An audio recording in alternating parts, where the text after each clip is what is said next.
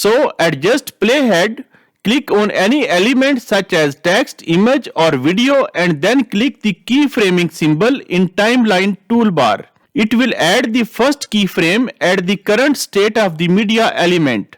Alternatively, you can also click the keyframe sign next to transform in right side panel. These are some basic facts about Filmora keyframing. Now move the playhead on some other timestamp in timeline to add second keyframe. Now on the side panel, you can either change the value of only one factor or adjust values of all factors including scale, position, rotate or opacity fields at once. For this keyframe, I have only changed the scale of clip. You can see that as you change the value of any factor, it automatically adds keyframe in timeline and fills the symbol next to that factor on side panel.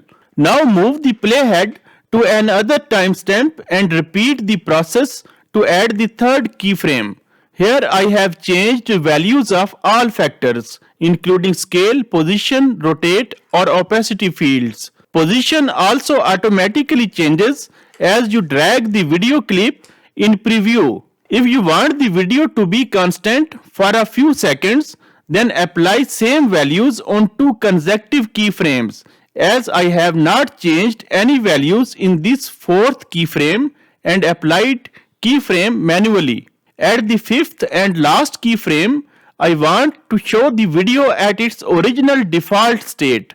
For that, I will manually change the values of all factors to the default values. For example, under scale, click inside either X or Y field and write 100 and then press enter on keyboard. Under X or Y position, write 0 and press enter or click this restore button.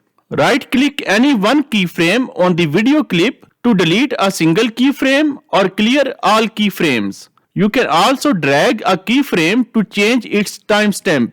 Finally, let me show you how I applied keyframes to a logo image to display it on various positions on video to keep the copycats at bay. Let's play back the video so you can watch the animation of keyframes in action.